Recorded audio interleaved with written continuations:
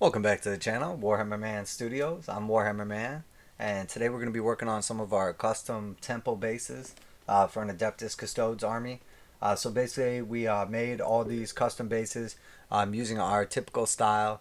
We basically drilled out a bunch of circles from the Age of Sigmar like ruin set temple, and then we created this using like a couple of the corners here and basically put like a bottom piece in it, and this is the display base for Trajan Valoris, and then magnetize like the actual base.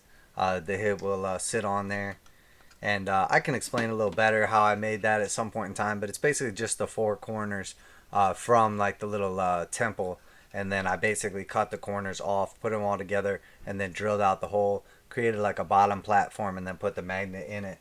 So he can be on like the display base with the tanks around and everything, and he still looks like big and mighty. Everything else doesn't look like massive compared to him. And then these are the bases for our tanks, the grav tanks, and just did like essentially like a zenithal lighting so far on them. So all it is these are pieces of our like ruins and like pieces of the sides of the temples and stuff, and then just different levels of like substrate, gravel, and then just regular like sand as well. And then just kind of like put it all together, and then in the middle you have like the mounting pieces where like the clear flight stands attach onto it. So, and then these are all for the bikes right here. Basically just did the same thing and added in plenty of skulls for everything as well. And they're all pretty much like directional in the sense that the zenithal is primarily coming from like the front top, and the skulls are like primarily facing forward. And there's like plenty of skulls on all the bases. And then we made like this cool like one for the Telemann, and like the Caladius or Achilles or whatever, Caladus, Galatus. I can't remember what the other one's called. There's so many names to keep track of, but yeah, that's where we're at right now. So essentially, all we've done so far is just like the initial creation of the bases, and then like the zenithal lighting. So we basically just started with a black primer, and then we did like a dark gray base coat, like mechanicum gray, and then we did like a lighter gray or white, depending if you want to do like progressive layers or just keep it simple. I like to do as much as I can with the spray can, just to get a good start on everything because it creates less work later.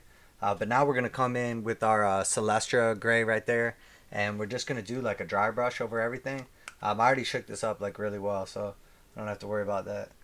And we're just going to put a bunch out on the palette.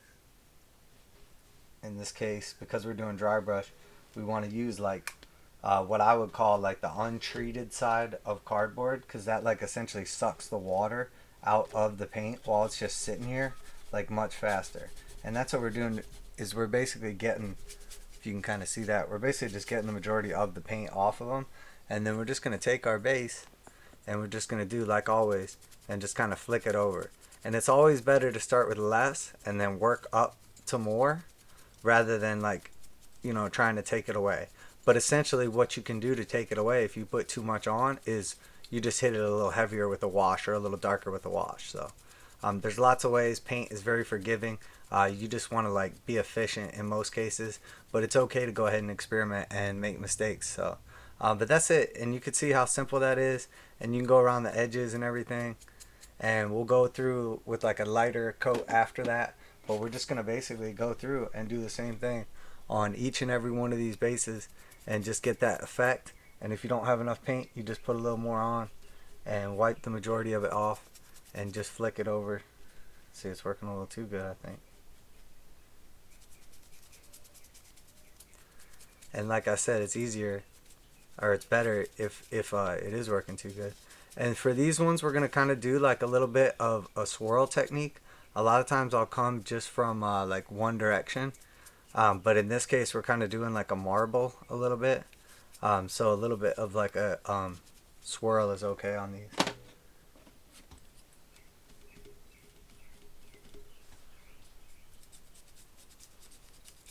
But yeah, these are like great bases to create, and I show how to create them in like actually like a couple of videos to basically create like really similar or the same style, with just a couple like small variances, including like paint color. but they're like really awesome bases and super cheap to create.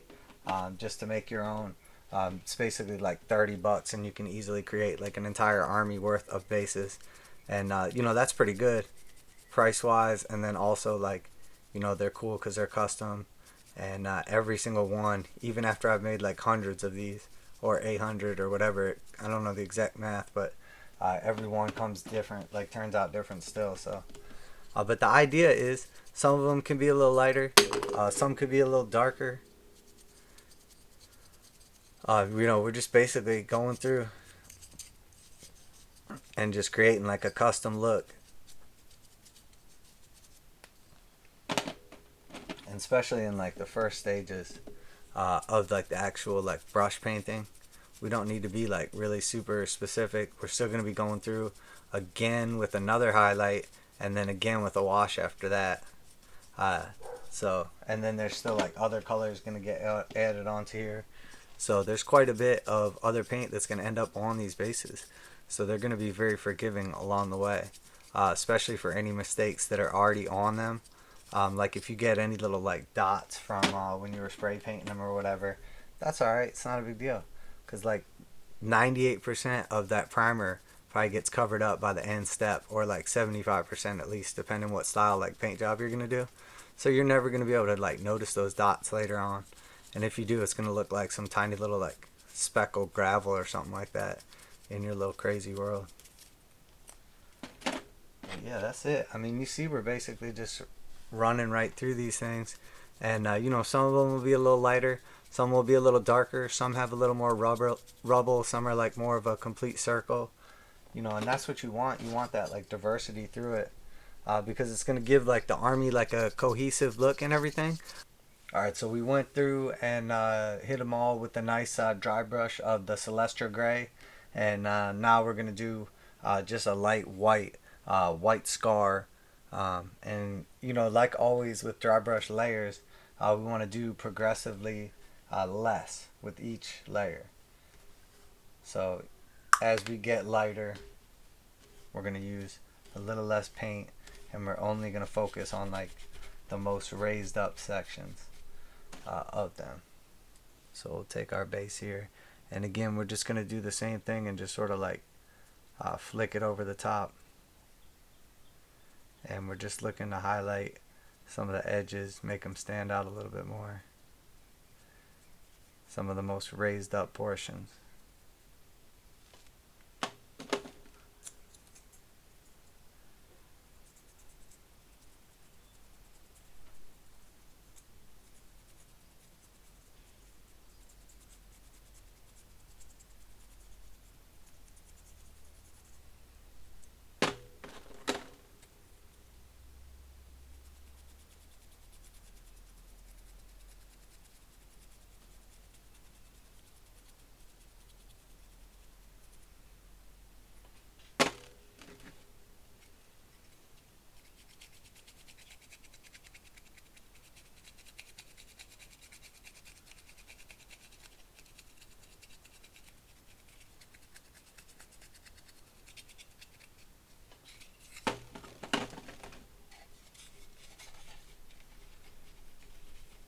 And you'll see it's starting to really make like the details that are most raised up start to stand out. And again, you don't have to worry about being like perfect with these steps, but we've already done like quite a few now. So the last thing you want to do is just come on like real heavy with like your lightest color and like muck up all the work that you've already done. So we just want to make sure that we wear it down good and make sure to get the majority of the paint off, and then we can sort of like start working it around.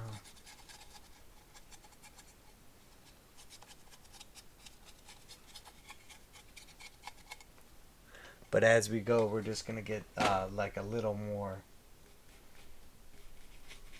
particular with each layer. That we don't erase any of the hard work that we've already done up to this point.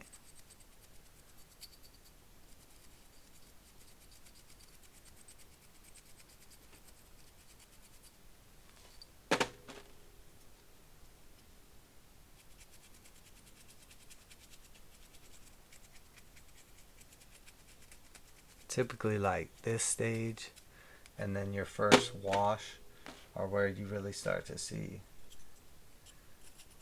like a big difference because of the contrast.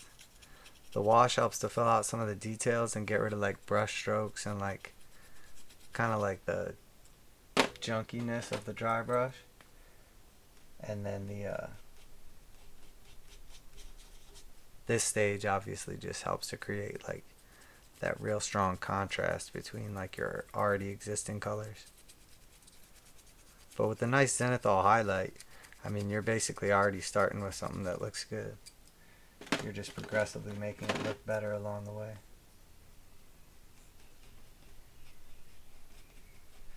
Remember, you want to get the majority of the paint off the brush prior.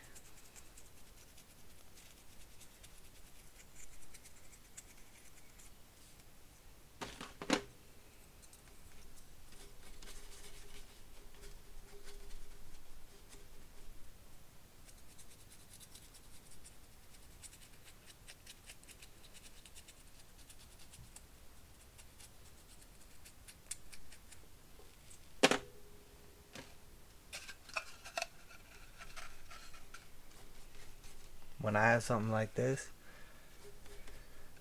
I'm going to focus like the brightest points on like the corners at the top down.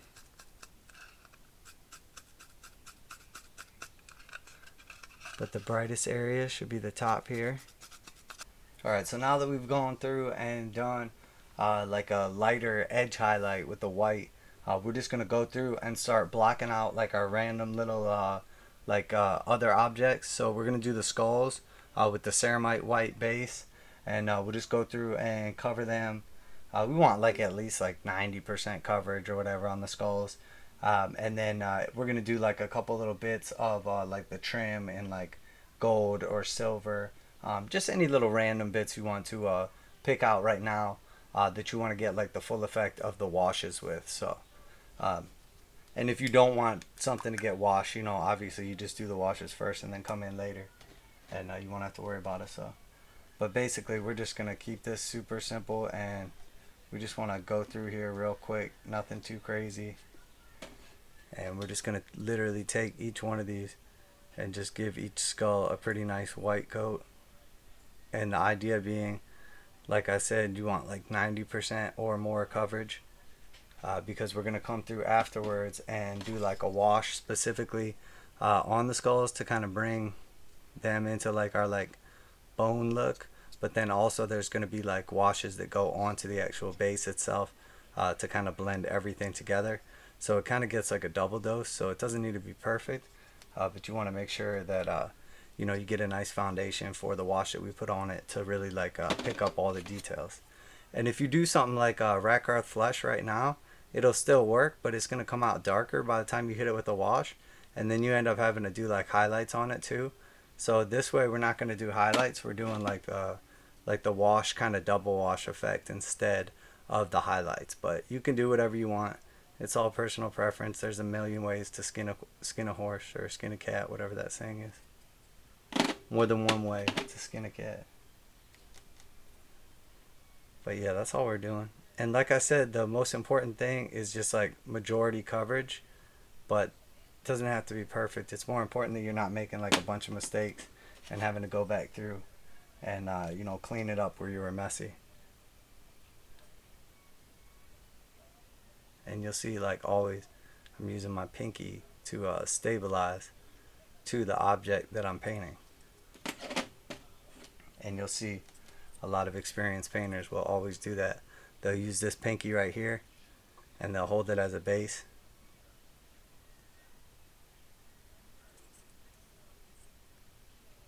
And then that stabilizes everything, so you can kind of keep everything like together into a single object rather than like trying to hold two things steady right there.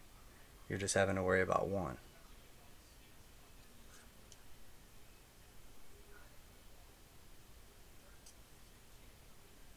Yeah, that's the idea, just to go through and do that. I'm actually going to pick out the skull in the middle too.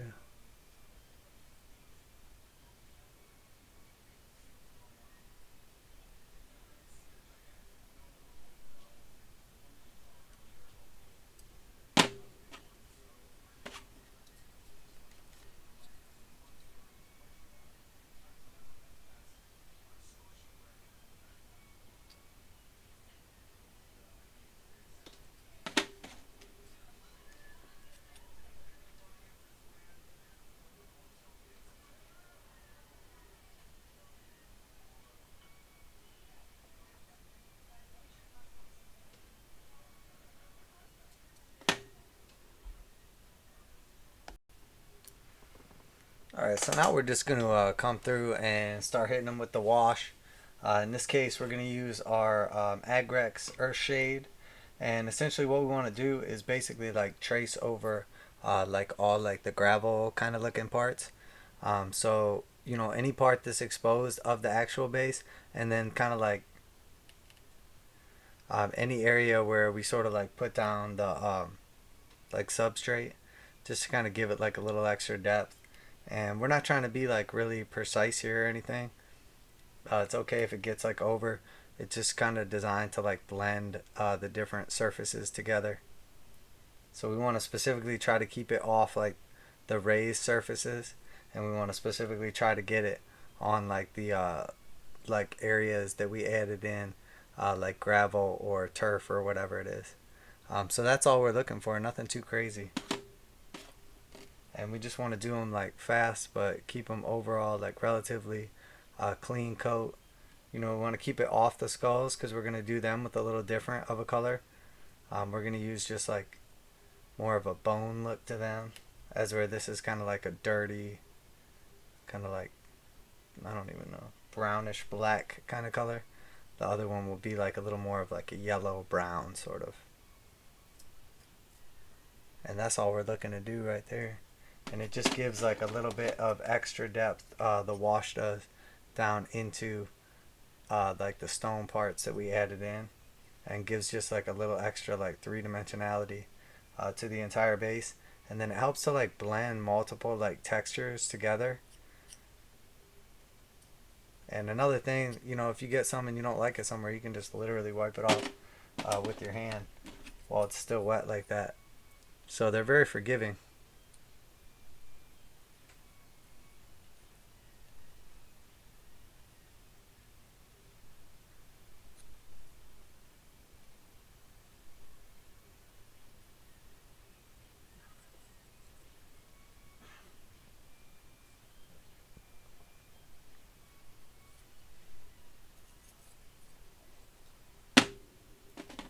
But yeah, the idea with this is we're just trying to add not only like a little bit of darkness kind of like down in there and kind of blend it all together, but we're also adding a little bit of brown.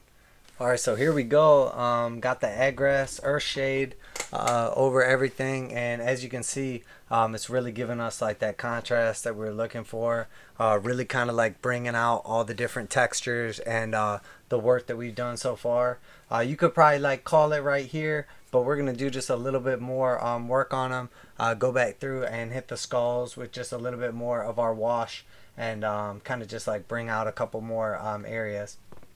And then of course we'll go through and do the black rim around the bases as well. So but clearly, as you can see, the effect that we get on these bases has turned out phenomenally.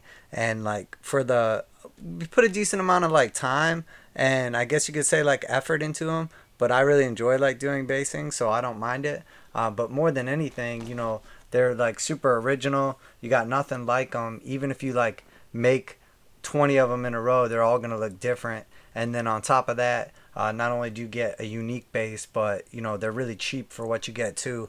This whole set is made from a single one of these temple pieces, so essentially like $20 to $30, you know, and you can make all your bases look pretty awesome. So we're gonna finish them up and wrap them up, and then we'll be back with the finished product after we do like the little black around the rims and everything. We'll just show them off, and then we can wrap up this video for today. Alright, so there we got it all finished up. Basically just went through and used a little bit of the skeleton horde contrast paint on the skulls there, and that gives you like a real nice effect, even on like the larger ones, like that. It really sinks down in the cracks and gives you like the full effect. You can kind of see on like that guy too. And then, you know, obviously like the black rim around everything. And we had went through with all the washes and did them all up and everything. So you can really see you get a nice effect out of these bases. And you know, the finished product is definitely like super unique and really cool. I'm looking forward to getting the actual models on these bases, and then you'll really see like the standout and contrast and everything. But it is very important when you are doing up these bases that you remember you don't want the base to be too distracting to where like you put the model on it and then it takes away from the actual model itself. And then this is like the finished display base for Trajan Valorous. So it's essentially set up with like the magnetized top base. Of course, it's like hard to get it out of there without a guy attached to it. But it's just magnetized through the middle there. And then there's another base on a little platform I added in that has a magnet. So it basically just stays on its own. And then when you're ready to play with him, you can obviously like pull it out of there. But that way, you know, when you have him like in between like the tanks with like the big army around him and everything, he's not like super underwhelming because he's just like one little foot soldier dude. So he's got like his little platform to stand up on. So he still looks like a boss. But there you have it, guys. Warhammer Man Studios. I'm Warhammer Man, and another fresh set of awesome custom ruined temple bases